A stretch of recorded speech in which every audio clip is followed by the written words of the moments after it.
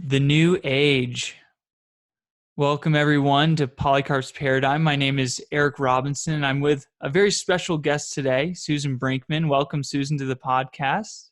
Wonderful to be here. Yes, well, if you wouldn't mind just introducing yourself for our listeners, that'd be so great. Okay, as you said, my name is Susan Brinkman. I am a third order Carmelite in the Discalced order of Carmel, and I am an author of, I think I'm up to 11 books already. I don't know. I just write whatever the Lord puts on my heart. But a lot of books on Carmelite spirituality, but also a lot of books on the New Age and the occult. I do have an expertise in that area. Not that I ever started out wanting an expertise in that area, but I just kind of go where the Lord sends me. And I ended up writing quite a number of books. The Learn to Discern Compendium is on the New Age. I've also just recently written a book, well, I guess it's 2 years ago now, A Catholic Guide to Mindfulness, because of the problems of people getting involved in Buddhist style meditation. Yes. And blending that in with their Catholic meditation, which that kind of doesn't go. Yeah. But that, and then I've written my conversion story. I call it my naughty girl story. Okay. About when I was away from the church for so long and how I thought I knew everything. And, I don't need this spirituality. I was just dabbling around in everything I could think of, crystals and psychics and prosperity gospel. I was very bad. I was very bad there for a while. You know what though, Eric, I was searching. Yes. I have found this in I've been working now as the lead New Age researcher for Women of Grace. Also their director of communication. That's Johnette Williams of EWTN. I've been working there now for 10 years, and we have a New Age Q&A blog, which we started in 2009. The two of us are always poking at each other. Whose idea was that anyway? That is now up to at least 1,500 entries in there. We take questions from all over the world. At this point, we get them from every continent now. People asking questions about it because a lot of them don't know. They don't understand the New Age. They don't know really what it is. Mm-hmm. And people are getting led into it. And there's some areas of the New Age that it's not dangerous necessarily. It could be just the way that you're using certain things. And I'm speaking now about alternative medicine and that. Alternative medicine can be a real gateway into the New Age. But the New Age itself has its own philosophy. Yeah. And yeah, it really has its own philosophy in the way that it thinks. God isn't a personal being. God is an energy force that permeates the universe, which is known as pantheism. And because he permeates everything in the universe, animals, plants, you and me, we all have the divinity within us. And, we use these Eastern meditation techniques, usually mantra-based, the mind blanking type techniques, to achieve an altered state in order to find enlightenment. What we're trying to be enlightened about is this inner divinity within ourselves. So this is, it's very complicated. It's very complicated and convoluted and kind of confusing, but it goes way out there. But it's very, like I said, the New Age embraces all that stuff. I mean, and Jesus is just one of many prophets. He's just like, everybody else. There's really no Christ because in the New Age, there's no sin. But there no is right Christ and consciousness, right? Like something they would call Christ consciousness. What do they mean by that? Christ consciousness, like a cosmic consciousness, is really what it's more like. Okay. It's being, having of you being the Christ and having a consciousness. It has nothing to do with Jesus Christ. Wow. Which a lot of people don't understand that either. Yeah. So they have, like I said, Jesus is just one of many prophets, and there is no evil is not personified. Yeah. And in the New Age, it's either a good or a bad choice. It's not good and evil. It's a good or a bad choice. This is how they go about things. You can heal yourself. Your body can heal itself. You can become a god. You don't need God for anything, in other words. There's no need for grace. There's no need for redemption. This is the New Age philosophy. And a lot of people, they just dabble in it. And what's interesting to me is I think the people that I've interacted with that have this kind of philosophy a lot of them don't even identify as New Agers. They would just say maybe they're spiritual but not religious, or they're just spiritual, or they're just on their journey, or any category like New Age they kind of want to reject. Some people embrace it, I guess, like as far as a category, but that's been my experience at least, where it is that, like, that is what it It is, is New Age, yeah, but it is. they just don't subscribe to that, I guess, way of describing it. But I'm excited to get into your story, and then yes, like I would love to dive into these different New Age philosophies along the way, because my understanding is that you grew up Catholic, but I then did. went far into the New Age and then finally came out. So start with the beginning. Like, how did you grow up Catholic? Like, was it a pretty strong upbringing? And then how did you first dip your toes into the New Age? Well, we were brought up Catholic. I wouldn't say that we were the type who prayed the rosary every night after dinner, but we were brought up. I mean, you went to confession on Saturday, whether you wanted to or not. You did go to church. You went to mass every Sunday, and we had a Catholic education the whole way through. But once it came time for college, I sort of went my own way, and I was just kind of into that whole scene. This was back in the 70s now. Um, and I just wasn't into this faith at all. And I became a feminist. I became a very radical feminist. Okay. That was that era. That was the era that I kind of grew up in, was the first radical feminism that was out there. And Wow. I just felt like the church was out to make women, barefoot and pregnant, and I'm not going that way. And I'm going to get out there and, change the world and all that kind of stuff. Actually, the world changed me, but at the time I thought I knew what I was doing. And then I went through some hardship. My marriage fell apart, and I had always had the one dream, and this is what kept me really alive, I think, through some of the darker times that came, and that was to be a writer. I Hmm. always wanted to be a writer. That was just me. I felt total peace when I was writing, and I Wow. would always say to myself, even though I wasn't with the church or really even praying, and I would say to myself, writing for me is like one long communion with God. I Wow. felt so close to him when I was writing. I didn't realize at the time that was my call, but anyway, so I wandered off to these, different paths. I got divorced. Um, I was out there kind of single and not really knowing what to do at the age of 30. But like I said, the writing kept me going, and I finally got rejected. A manuscript got rejected, and that was sort of like the turning point for me. I had been writing for 14 years. I hadn't gotten anything published, not even a letter to a newspaper. And Wow. I thought to myself, what am I doing? I have to quit, but if I quit this, that's my lifeblood. I'll die. Hmm. I was at rock bottom. My husband had left. I had just recently lost my job. This manuscript that I thought was going to be the big one, my agent sends back and says, Sue, start over. I'm not even sending this anywhere. And I'm Oh. thinking, ah. So I just, kind of clung to that manuscript, um, and on the floor of my study, and shook my fist and I said, are you there? Are you for real? Is all this God stuff real? Because if you are, I need you. Either let me be a writer or kill me. Now, always the Wow. drama queen, of course, the drama queen. Just kill me. But Yeah. that was what I was saying to him. And I felt something go through me, and I have no idea what it was, but it was like a bolt of electricity. And I remember thinking to myself, I think I was supposed to just get struck by lightning, but God missed, because I shook my fist at him and was talking. This is how I thought of God. Wow. He was going to punish me for talking that way. Yeah. So anyway, I had been reading at the same time. I had been reading this book. It was the Prosperity Gospel, and it's prosperity gospel is how everything that Jesus is saying. He just wants you to be happy, wealthy, Mhm. have everything you need. And Christ without the cross. oh, no cross at all. That's nowhere in sight. Yeah. And it was saying, Jesus says to you, ask and you shall receive. And if you don't receive, it's because you're not asking right.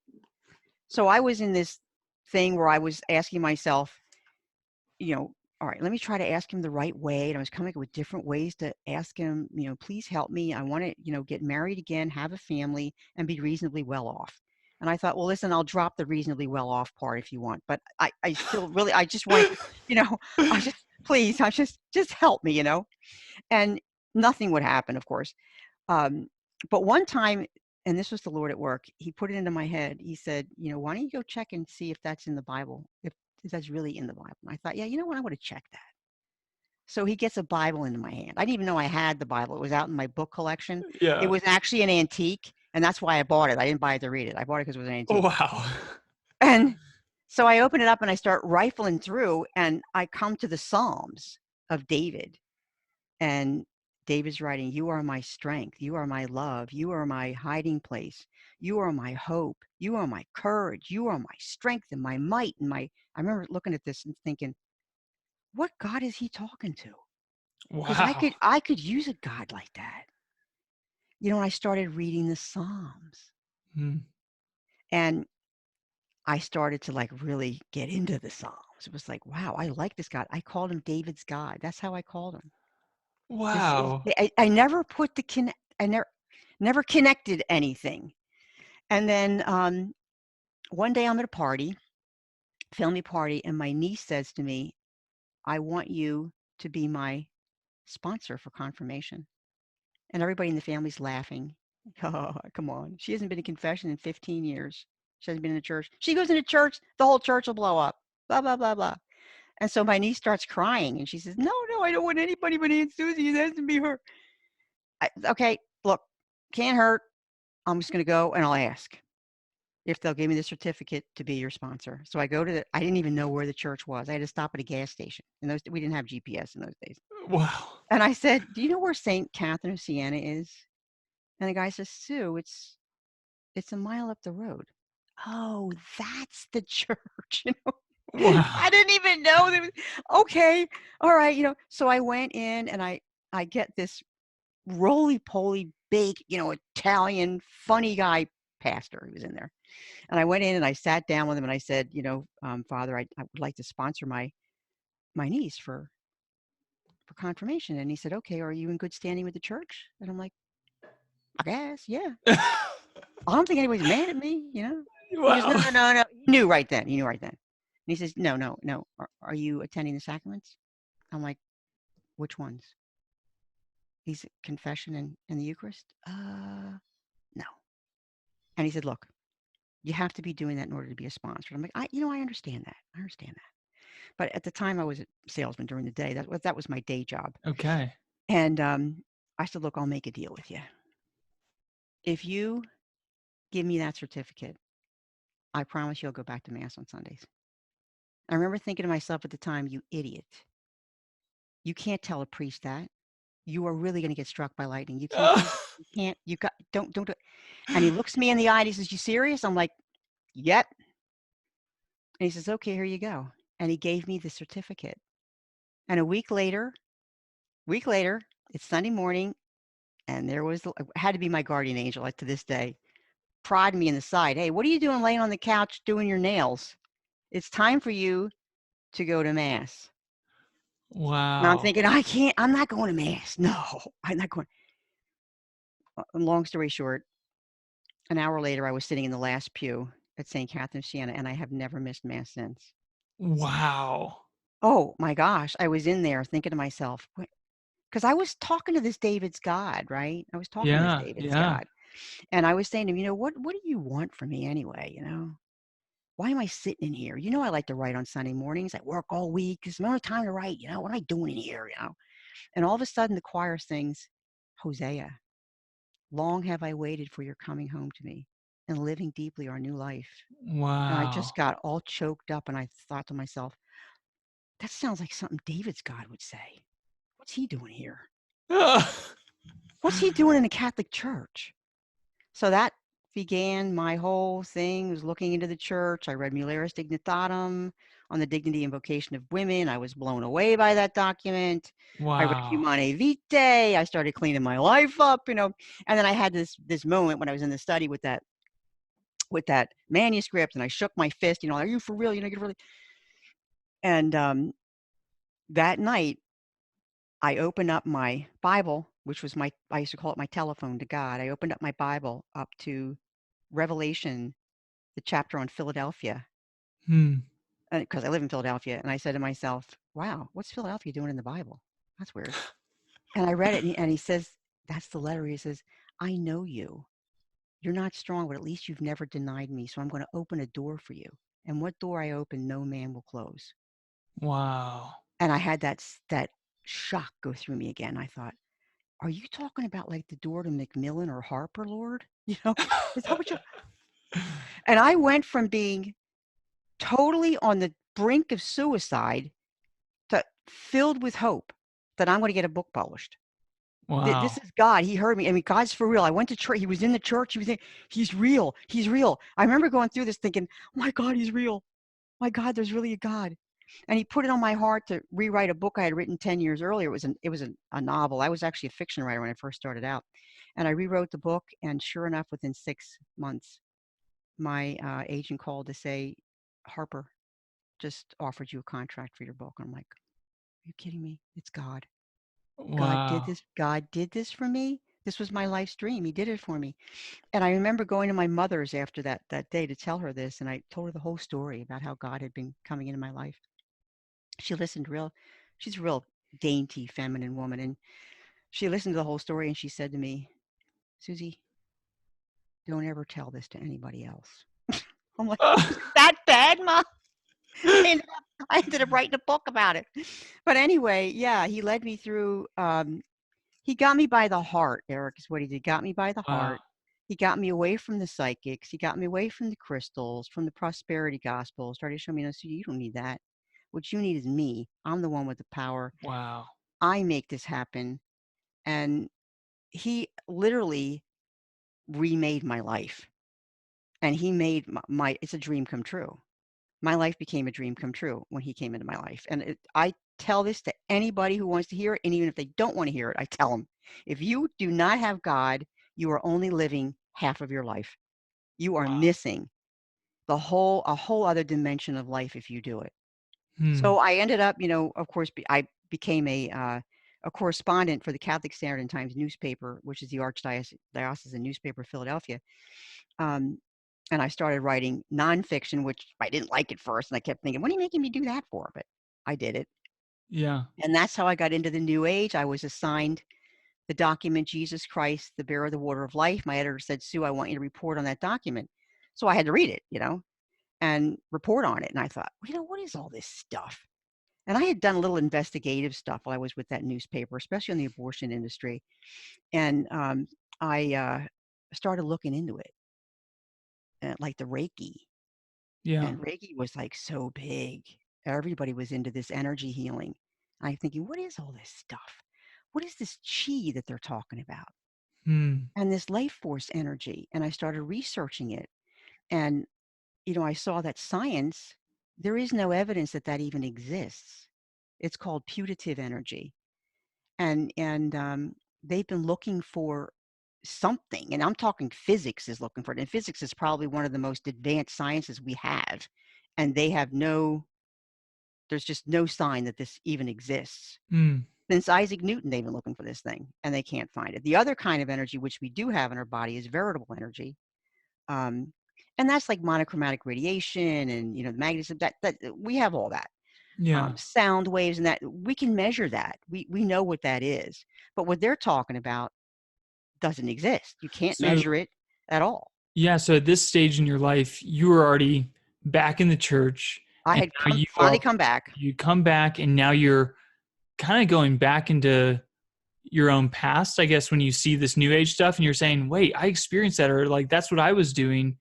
And now I'm hearing the church's teaching really for the first time, like this distinctive, why it's so different. Yeah. And I thought, whoa. And then I started reading the science behind it and that was even, whoa. And, we believe in faith and reason in the Catholic Yeah. Church. So you can never just discount the science behind it. And I thought, okay, well, wow, and look what they're doing out there with Reiki in particular. You have to go through different levels of attunement in order to become a master. And during these levels of attunement, you are assigned a spirit guide. And this spirit guide is just an unknown entity that helps you serve as its channel. So did you become a Reiki master when you're so No, I didn't. okay. No, But were no. you ever like experienced with Reiki before? Like when you were in your new age phase? I knew about it and I knew people were getting into all this energy healing and stuff, but I Gotcha. was more into the crystal end of things than I was into Reiki. What is the crystal end of things? I'm not familiar with crystals and all of that. Crystals is that there's a belief that these stones, these certain crystals, and there's a wide variety of them, you know, amethyst and jade and all these tiger's eye and all these different things, but that um, the energy of the universe is within, and all the energy of the earth is within the crystal, and you can unleash that energy and Hmm. use it for healing. So they use it almost like a talisman or a good luck charm. These crystals are, and they claim that you can use it in healing. They lay them on different parts of the body, and then they do the energy work on top of the crystal. And they claim the crystal aims the energy into whatever needs to be healed. So crystals is it's a very big thing. It's very big right now. I mean, during this Yeah. coronavirus, they're saying, hey, you can use a crystal for every day of the week to help you get through the day. And I thought, okay, well, I guess yeah, here's a sapphire, here's an emerald, here's a, you know, I don't think so. But yeah, that's a big thing, crystals. Wow. Yeah. Yeah. Okay. So going back to your New Age research now, um, you were discovering more and more about Reiki, and you're like, okay, this is a red flag. Yeah. Yeah, go into that a little bit more. Like, Yeah. what's so People, bad about this having a spirit guide and like all these yeah. things? Like, is it really a demon or? Spirit guides are demonic entities. There's no such thing as really as a spirit guide. Hmm. We don't have really any record of that. These are things that are made up by the New Age, avatars, ascended masters. These are spirit guides. They often like to call them angels. They Hmm. have their own idea of what an angel is. You know, angels in the New Age are beings that are at your beck and call. You ask your angel to do certain things for you, to reveal certain things to you, perhaps in your dreams or some other way. Whereas, of course, angels, as we know them, uh, they were created solely to do the will of God. They are not at the beck and call of a human being. Their angels actually do some very outlandish things, magical things, and that sort of thing. That's their idea of an angel, Hmm. and that's similar to what they're calling a spirit guide. And this is supposedly just somebody who guides them in the channeling of this energy that Hmm. comes from the source. And in the Reiki material, that's just how they refer to it, as source with a capital S. So these are all demonic entities, and it's very, very scary because I people have had to be delivered of Reiki because during the attunement process, seals or symbols are put on certain parts of the body and names are given.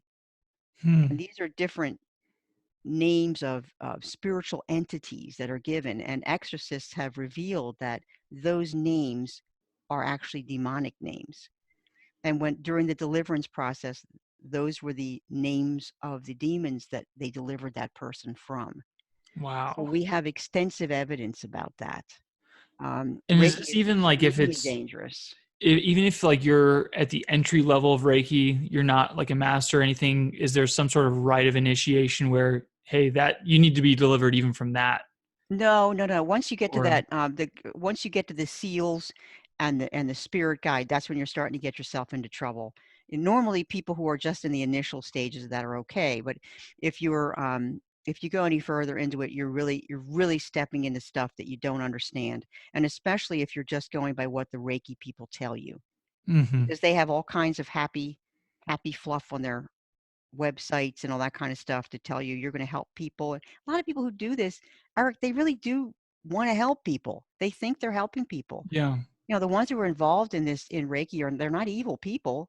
They're Mhm. just, you know, trying to help, but they've gotten themselves now into the clutches of the evil one. People don't understand evil at all. And that's why they end up getting dragged into some of this stuff, and they don't see, they just don't Yeah. understand how clever, how cunning, and how super powerful Satan is.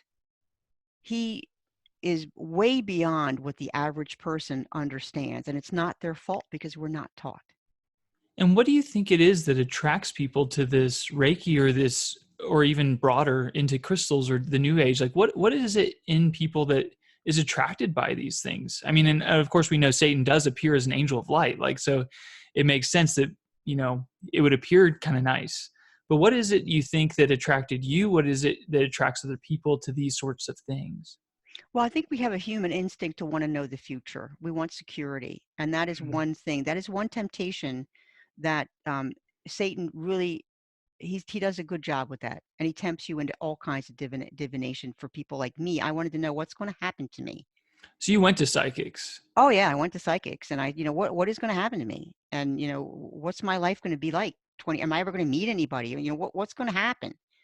And I have a bunch of funny stories in my book about the people that she even tried to fix me up with her nephew. That was it was one of the dates from hell that I had. But anyway, Wow. with psychics, I know, seriously, the Lord has a sense of humor with me. But anyway, psychics, the devil, he knows all this stuff about people. He can feed that psychic all kinds of information, not to freak you out, but he's listening to what we're doing right now. Yeah. He knows what we're doing. I mean, he knows what you did yesterday. He knows what you were reading. He knows all this stuff. I mean, we don't understand him and how he operates, and that's why it's so easy when you get tempted to divine the future that you're going to go and play with your runes, or you're going to go ahead and get involved with psychics like I did. Another big thing that's going on with psychics and channelers is this mediumship of contacting the dead. This is huge. It's Wow. huge right here in Philadelphia. I had a pastor a couple years ago actually contact me to say, Sue, I know it's short notice, but I'm having so much trouble with a medium around here who supposedly is linking people up with their dead relatives. I need you to get here and teach what this is all about and why this is so dangerous. And within 2 weeks, I had to put together a big presentation and come down and give it to his parish. Wow. And the hall was packed with people. It was packed with people. And there were actually mediums attending it there. They actually came to it. All A right, couple of them walked out. What did you say to this group? I explained to them how the supernatural realm, what beings are in the supernatural realm. Okay, you have preternatural beings, you have supernatural beings, and you have disembodied human souls. That's what we know is there, and we know this from Revelation. Of course, we know this from history. What are the definitions of the preternatural, supernatural? Supernatural would be God. Okay. Okay. Yeah. A preternatural being would be angels. Okay. So the supernatural and preternatural were not created to have bodies. They're spirits. So preternatural would be angels, and of course demons, because they're also angels. Or they have angelic, they have preternatural powers. They're just fallen angels. And then disembodied human souls are us after we leave our body and we die. Now, the disembodied human soul is not capable of communicating with the material world without their senses. So we don't have that capability. You can't just, they like to say, oh yeah, the mind, he did it through his mind or something. No, it doesn't work that way. He has no way to contact you. He needs to borrow a body, so to speak. This is how I explain it to people. He has to borrow a body and those faculties. So, okay, can he borrow it from God? So look in scripture, Deuteronomy 18:10, where God says he calls mediums and people who contact the dead. What does he call them? He calls them an abomination. So he certainly isn't going to consort with a medium to let your Uncle Joe appear to you, He's not going to do that. And then, okay, well, maybe an angel, they have preternatural abilities. Can an angel do it? Give you the body? Well, yeah, it has the power to do that. Angelic beings do have that power. However, the good angels exist only to serve God and his will. So if God's not going to allow it and call it abomination, his angels aren't going to do it either. And if disembodied souls can't do it, who's left? Just the demons. The devils. So that's why the church teaches this, that these kind of things, including hauntings, I might say, these kind of things are more than likely demons. And how would you distinguish that from like having visions of saints or the communion of saints and all of that? Good question. Yeah. Good question. That's called invoking the dead. Okay. And that's okay. We can invoke the dead. We pray to our saints. God does allow people to appear. We know that. He allows Mary to appear. He himself, Jesus, appears. You have all kinds of saintly apparitions in that. He does allow that, and he does facilitate that, but it's always for a good reason. It's not to haunt your house and throw pots and pans around in the middle of the night to scare the bejeebers out of you. That's not, he doesn't do that. Right. He said, it's always for a serious reason. It's to ask for prayer. Now, evoking the dead is what a medium does. And when you evoke the dead, that's where you're asking them to appear and communicate with you. You're kind of commanding them to do that. Okay. It's like a conjuring. It's really, Well, you're right. Yeah. yeah. What I get from the New Age movement, what I see at least, is just a spirit of manipulation, like a spirit of like wanting to be in control and wanting to control sometimes other people, definitely wanting to control what you perceive as God, like this force, this energy. And so it puts you in the place of like the master as opposed to the servant, is Right. how I kind of see it. Control your destiny. Right. That's really what they want to do, is control Which your own ultimately destiny. comes from your own insecurity and a lack of trust in the Father, for the God, the Father, to provide, and love you Exactly. and all of that. So Exactly. So when I explained that at that talk that night, there were 4 mediums there. 2 of the 4 got up and left. And they were probably trying to put curses on me on the whole way out. But I'm sure they were. I mean, I've actually been at where a Reiki master, I've been at one presentation, it was up in Canada, where she actually stood in the back and was doing, little things like that, trying to put curses on me. The whole time I was talking, it was, okay. I mean, you don't have to worry about, curses are real. They do happen. Any exorcist will tell you that. That's one of the main reasons for possessions. And serious oppressions are curses. However, if you are in a state of grace, you have a close relationship with Jesus. Remember, the devils can't do anything that God doesn't allow them to do. He's not going to allow that to happen to one of his own. So what you need to do always is stay in a state of grace. So as long as I was in a state of grace, it didn't bother. She could stand out there and make all the things. yeah. And she was cursing all the bricks in the church and all that. They later saw her out front. I've got some real strange people come to my presentations. But anyway, the other 2 of those mediums actually came forward and asked to speak with a priest. Wow. So yeah, they didn't know this. And this is where my heart goes so out to people, because I was there. And I don't consider myself to have been a bad person. I just was looking for answers. And I just felt like I just needed help. I was just looking in the wrong place for it. That's all. And they're trying to help people. They just don't know. It's so interesting to me how it seems like our culture goes one of 2 ways. And it used to be hyper rational and just like very much this atheistic kind of ethos, I guess you could say. But then it's kind of morphed now into like, but that left a void. So now there's like this spiritual hunger that's rising, and people are but they don't know what to fill it with. So they're filling it with these other things, with Reiki, with yoga, with whatever, to kind of connect back to something transcendent, something that feels more meaningful. And it's just interesting because right now we're in this juxtaposition of like, we have both at the same time in America. We have the hyper atheist rationalist thing, and we have the hyper spiritual, but neither of which is like Christian, but both of them can have roots that point towards the fullness of the faith and drive towards that. But it's interesting, as you say too, like one time someone close to me said, "Eric, you have a demon on your shoulder." And I was like, dang, that's not good. So I went to 4 different priests, actually, like, hey, someone said this to me. I'm a little freaked out. And all 4 of them were just like, don't worry, like, you're fine. Like, and I went to confession, and outside confession, there was Eucharistic Adoration. And the priest was like, listen, everything you need is in the Eucharist. Like, don't be afraid. Even if there is a demon on your shoulder, he can't get in you when you're abiding in him, when you're just, so it's just like so cool to hear that confidence of like, don't worry, don't be afraid. God is more powerful than all of it. Just remain. Oh, he is.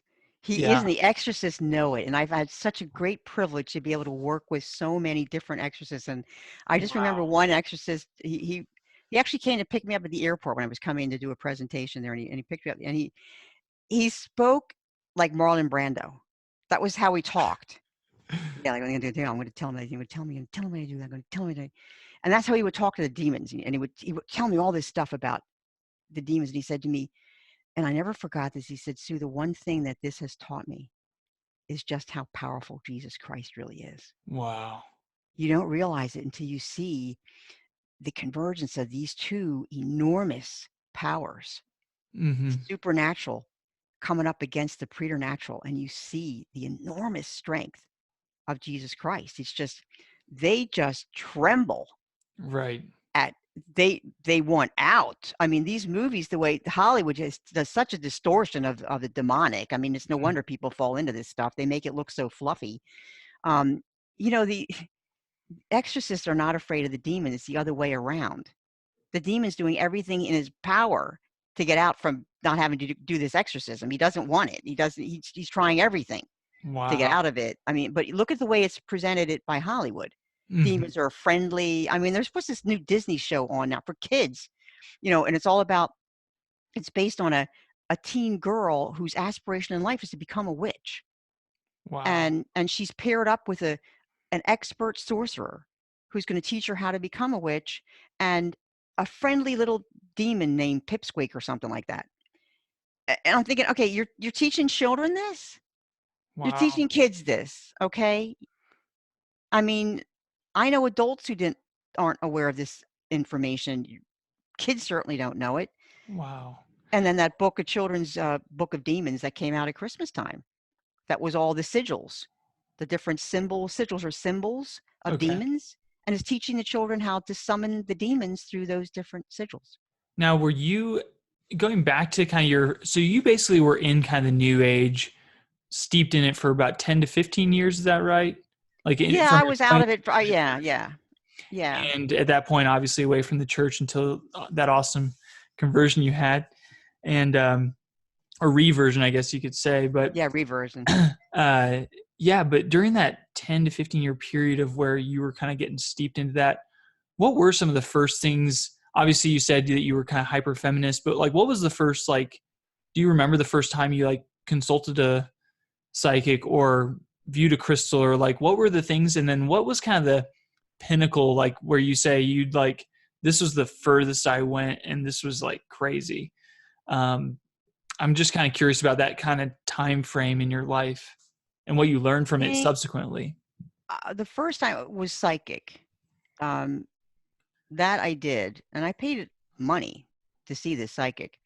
And she told me everything that I wanted to hear. So I kept going back to her. And then she got into a point where she said, I'm also an astrologer, and I'm going to put together your natal chart for you.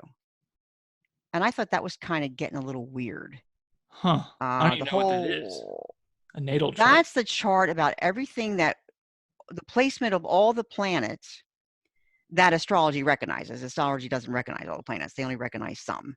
But where they all were, and all the constellations, where they were at the exact moments Oh. you were born. And then they read into this all these different influences that these, stellar things had on my life, and the creation of me of who I am. And I thought, I'm not sure I like this too much. I Hmm. still believed in God and that I was created by God. I still believed that. Yeah. And I think that kind of got into that territory a little too much. And I didn't like it. So Okay. that tells me that was my poor angel. It was working overtime at that time. Poor angel. I'm sure it was him saying, "Yeah, this is weird. Get out of it."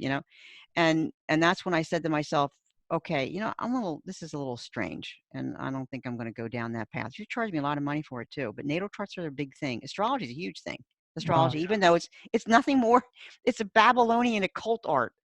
That's what it Yeah. comes from. It has Yeah. no people think it's astronomy. They get it mixed up with astronomy, and they think that it's scientific. It's not scientific at all. It's Yeah. not scientific. But Father Mitch Pacwa, he explains it in his book, Catholics in the New Age. They are so off in their scientific calculations of the planets, and they only recognize 5. The others are just sort of like wild cards. That whatever your sign is, back it up 1 month, because that's really where it is. In other words, everybody's signs are wrong, according to astrologers. If you had a sign, let's say I'm supposedly I'm a Leo, I should actually be the sign in front of me, which I think is a Cancer or something like that. And Because once, yeah. astrologically, the way they figure out those constellations is scientifically invalid. And when you put valid science onto it, you find out that everybody's astrological sign is actually wrong. So you had this kind of red flag right then, but obviously you didn't just get out and you kept going No. further. So what was kind of the next stage in that process of diving deeper into that way of thinking? Well, I think that not long after that, I was really getting into that prosperity gospel too. And this is all got wrapped up into when I started reading the Psalms. Okay. And I started to, I think, look at faith in a whole different way. I had to rediscover my faith from my own. It couldn't be my parents' faith anymore, because I think Yeah. that's what happens to us. We're raised on it and we just think, okay, that's mom and dad's faith, but what's mine? And then I started to look into my faith a little bit more. And I think when I read Mulieris Dignitatum, that was probably one of the biggest turning points for me in my whole spiritual life, was Wow. reading that document. I was blown away. I couldn't believe what I was reading, how much Jesus, how uh, outside of the norm Jesus was in his day, the way he treated women. Yeah. All the way John Paul explains this is beautiful. His whole talk with the woman who was caught in adultery. It's so beautiful. Those of us women who are out here who were wounded in our relationships, and that he writes about that. He says, you know, here was Jesus, and all those men were confronting this woman caught in adultery. He says, but where was the man? And isn't that the case even Yeah. to this day? The woman takes the fall, but behind the sin very often lurks the man. And I remember reading that and I just burst into tears. Wow. I just burst into tears. It was like, for the first time in my life, I felt like somebody understood the way it really works out there. Wow. Because that's the truth. Yeah. You're pressured into a lot of this stuff. It's not like you want to do it. You're pressured. Yeah. And St. Louis de Montfort even points out that there was only one enmity that was willed by God at the beginning, that was between Satan and the woman. Yes. So it makes sense that women have been so oppressed and so attacked, and Satan wants them to dive into the new age. He wants them to become psychics or mediums. He wants them to be ensnared in his traps so much, because women are so powerful, and he's afraid of what they could become if they followed the model of Mary and Oh, had that let it absolutely. be done to me. And so he tempts them with this spirit of manipulation that's like, don't surrender to God's will. No, you're God. You do it. And so it makes sense that, like, how interesting that there is this epic battle between women and the woman and Satan. And I think that's very interesting. That, I mean, obviously there's men that are diving into the new age as well. Oh yeah, there But are. But that one point that you made there about women, and I'll tell you where they're finding their empowerment today. And this is especially true in the millennial age group and also teenage girls, and that's witchcraft. That's yeah, I was going become to ask you about huge. that. It's It's becoming big, huge. huh? Yeah, very, very big. I mean, uh, there are millions of hashtags out there, Instagram, the Insta witches, millions of altars that the girls post on their Instagram pages and stuff. They're very into witchcraft. This is empowerment for them. This is their response to Me Too. This is how to get your power back. You know, you're going to unleash Wow. this, and that's how these Instagram witches is what they call themselves. The Instagram witches. This is how they appeal to them. Look at this, you can have all this power. You Wow. can work magic, you can do potions, and you can put curses on people that are doing this, and you can, curse the president and do it. This is empowering to them. Wow. And they have a strong voice, and it's all out there on social media. They actually have now their own witchy fashions, their cosmetic line, jewelry, It's a huge cottage industry right now. Um, there's the Jane Madison series for teenage girls. um, I think it's called the Teen and Win Witchcraft, or the different names of it. They are bestsellers among Wow. teenage girls. People don't realize how much they're getting into it. I've written a lot on that. I've given presentations on that Mhm. witchcraft, how parents can spot whether or not a child is into witchcraft or not. A lot of times it's just by the clothes they're wearing. Wow. These witchy fashions that they like to wear, certain symbols, runes and stuff on their necklaces, and think they do sigils. They make their own sigils and they draw them on their hand, on their wrist, or on their palm. Um, Wow. they have grimoires. They teach them how to do your own potions and spells. So, what would you say to, let's say, a teenager who's being attracted and kind of ensnared into this empowerment? What would you say? No, here's actually authentic femininity. Here's authentic feminine empowerment. What would you say? Go to God. That's where all the power is, because God answers. Because Satan answers to God. Wow. They don't get that part. Yeah. And I have said this already to Satanists, right to their face. I've said it. Remember, your master answers to mine. Whoa. Yes. I probably got a big curse after that one, but but yeah, it's true. And you just have to Yeah. tell them this is where the power really is. And you might think that it's just this weird old fashioned stuff that your parents cram down your throat. But let me tell you something. Go out there and discover it on your own. Don't Yeah. let me tell you. You go out and discover it on your own. Here, read this. And I start them out with a book called Interview with an Exorcist. And that's by Father Jose Portea, the Spanish exorcist. Very easy to read, Q&A. Teenagers can absolutely get that book, and they will, I'm telling you, think twice. He Wow. lays it right out. Boom, boom, boom. All the questions. How does this happen? How does he get in? What are the different ways he oppresses us? How do I know if I'm being oppressed? What is obsession? What are vexations? It gets into all this stuff of how Satan manifests himself. It's once you open their eyes to it and you get them out of the Hollywood idea of the occult and you educate them, our kids are smart. I Hmm. think we sell them too short. Our teens are very smart people. They understand it. And when you show them that and you allow them their own space to read it on their own, they'll come around. They will come around. And how does one, let's say, if someone dabbled in this stuff and maybe went pretty far into witchcraft, and let's say they were already baptized beforehand, what are how do they get fully delivered from these curses that they've invoked, or these things? Like, how do they achieve some sort of freedom in all of this? Thank you for that question, because that's a very good one, and people can be set free. Jesus forgives everything. There's Hmm. nothing they've done that he will not forgive if they are truly repentant for it. What you need to do is you need to renounce, reject, and repent, the 3 R's. And you say a little prayer to Jesus, and I have led whole audiences through this prayer, Hmm. that Jesus, I am sorry for having been involved in any occult practices. I renounce those practices, I reject them, and I repent of that sin. Please forgive me. Simple as that. The exorcists Wow. say that when you went to that psychic or channeler or got into witchcraft, you went there of your own free will. Now you have to shut the door with your own free will. Because every time you reach out to a power source that's not God, you open a door and it gives him more access. It gives the devil more access. You must close the door. So you say that little prayer and you go to confession and you lock the door. A confession is as powerful, if not more powerful, than an exorcism. And any exorcist will tell you that. That is Wow. bringing the power of Jesus Christ right there. He's going to clean you up, and boom, you come out of there a new person and full of grace. God gives you the grace to be Wow. able to resist it. So you renounce, you repent, you reject. You just go to Jesus, make it up in your own words, right from your heart, and then go to confession.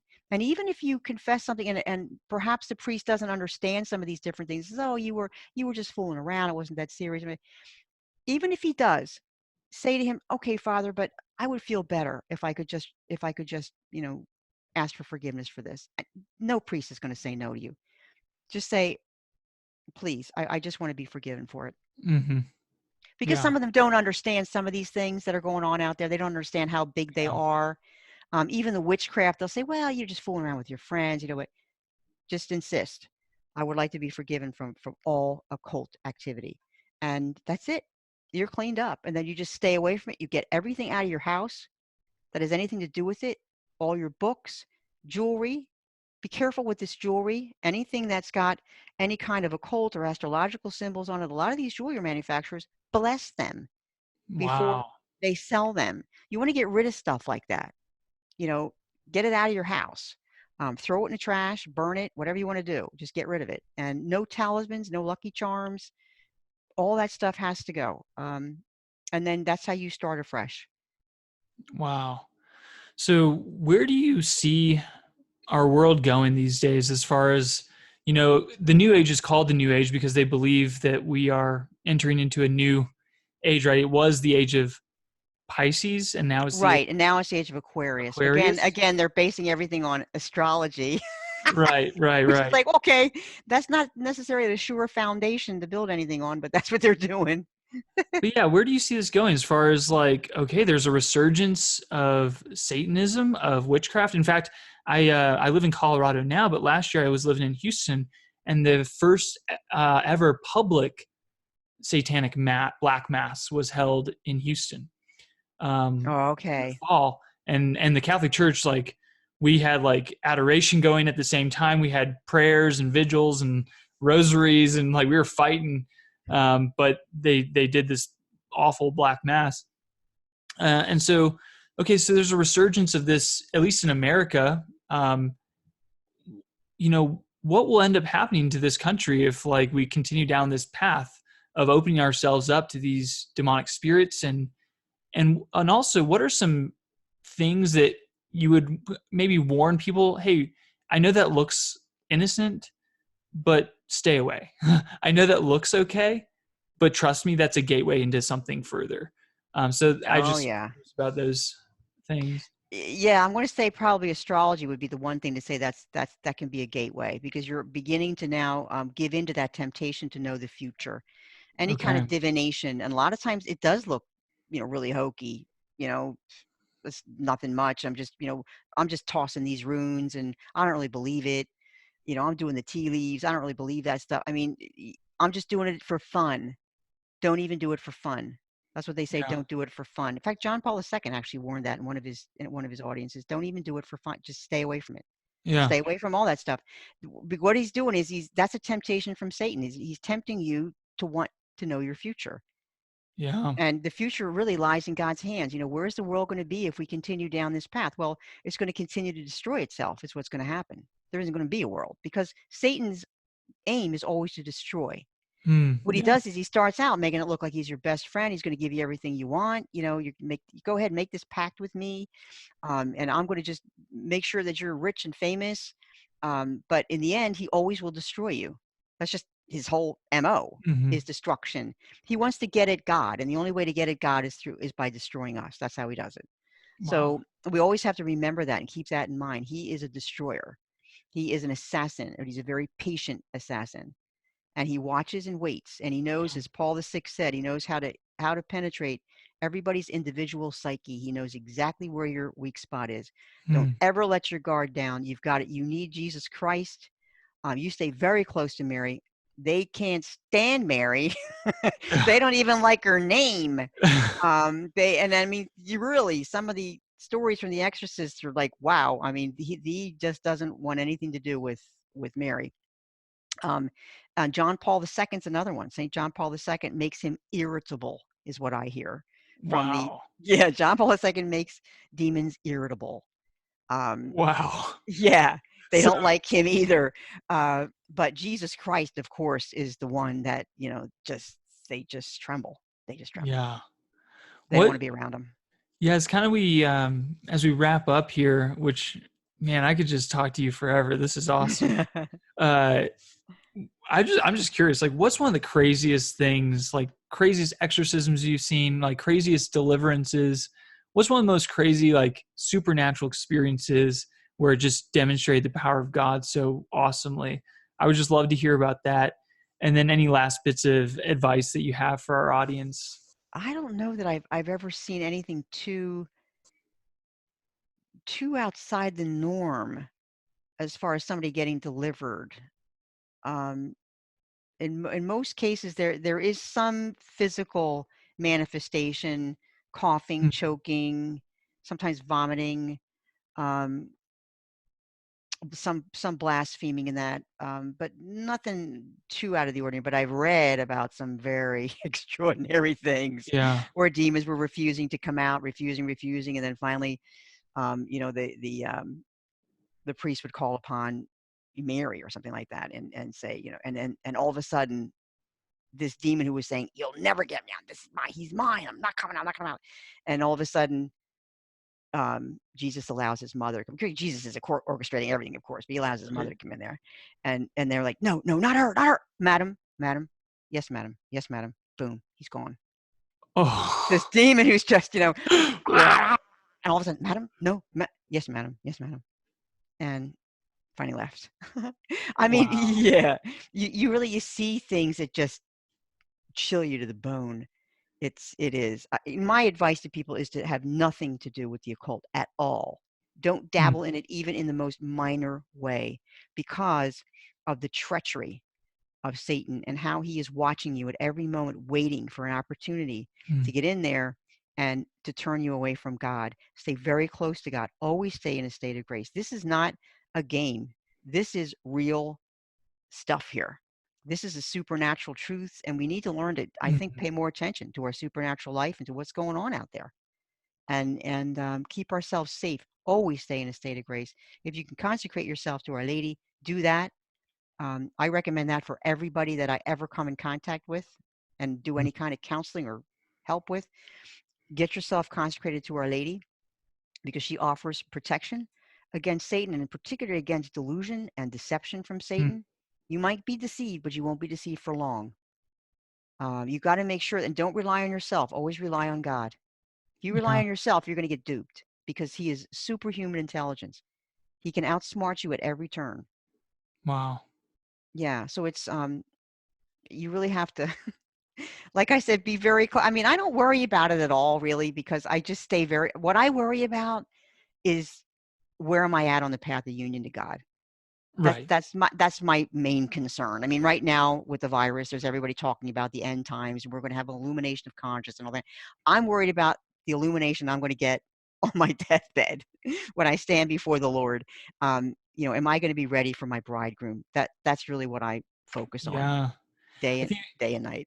I think it was Saint John Vianney who experienced a lot of spiritual warfare in his life, but he said the one thing I'm afraid of is just committing mortal sin. Like sinning is what I'm like, Yes. because that's what separates me from God. That's Satan's number one goal, is to get you to sin, because it disfigures and distorts that relationship. Obviously, God is gracious and wants to forgive, but to die in that state of unrepentant sin, that would be something worth being afraid of. Oh yeah. Which you don't, you know, obviously we're not called to be afraid of anything, but as long as you're faithful to God today, I mean, that's what he's asking of us, right? To just receive his love today, to abide in his love today.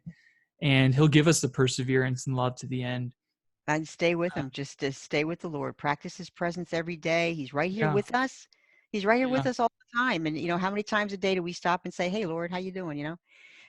Check in with him. That's what I always tell people. Practice his presence. He's right here. Stay in the present moment. Yeah. You don't need mindfulness for that. This new popular stuff. We already have that. We've been doing that in the Catholic Church for hundreds of years. You stay in the present moment because that's where God's will is for you. Mm. It's called the Sacrament of the Present Moment. That's Father J.P. de Caussade, I believe, teaches that, the Sacrament of the Present Moment. So every moment, God's revealing himself to you. And all his graces are in the present moment where he is. Mm. So if you're facing anything difficult in your life, make sure you get back into that present moment. Never mind worrying about the future. All the grace you need is right here in the present. And when you get to that point in the future, the grace will be there for you. So you don't have to worry. God Yeah. really does take care of us. He's such a good God. Yeah. He's such a tender, loving God. And I think who would not want him? Yeah. Would you say, or what would you say is the biggest distinctive between New Age and Christianity as far as like our perception of God? Well, they think he's an energy force. They don't think he's a person. They don't think Yeah. he's a person at all, even though that's how he revealed himself to us. He says, "I am who am." He didn't Yeah. say, I am what is. He said, I am who am. He Wow. told us he's a person. It's not like we're making this up, you know? Right. Um, and that to me is the absolute worst, to think that my God is just an energy. No, I want someone I can talk to. I need a Yes. God I can relate to. And that's what Christian prayer, of course, is. It's the dialogue with God, because he Mhm. wants to talk with us. Yes. Um, Yes. he wants to be with us in our lives. And therein lies the difference between mindfulness, which is just like blanking out or whatever, and Christian mindfulness, which is no, I'm in God's presence and I'm having a relationship with God. That's right. And that Exactly. fulfills our hearts because our hearts are made for Him and made for love. And that's, it just fits like a hand in a glove, right? It Our, really does. It really does. And I know that just from my own whole life experience now with the Lord. And I can just say that, I wouldn't know how to be myself now without him. hmm, That's how close I am to him. Of course, he got me by the heart. He made my dreams yeah, come true, and he gave me the life that I never even dreamed I could have this life. I mean, it's not a life of money, but I'm doing what I love. yes. Every day I get up and I do what I love. And I think I wouldn't trade that for all the money in the world. I mean, maybe half the money in the world, but not for all the money in the world. I just want to pay the bills. I'm happy with that. But he made my life happen. Right. Oh my And I'm goodness. not special. I'm not different. I see he will do this for everyone. Everybody who comes to him and says to him, you know what? I need you. Help me. Show me what to do. He's right there, Yeah, yeah. and he will help you. That's awesome. Well, Susan, thank you so much for coming on the podcast. And lastly, where can people find you, and what are maybe some of your book recommendations that you've written that you would recommend people who have heard this Oh, episode? okay. You can get my book, A Catholic Guide to Mindfulness. You can get that at going to catholiclifeinstitute.org. Okay. That's a little institute, little ministry that I have on the side. I do that.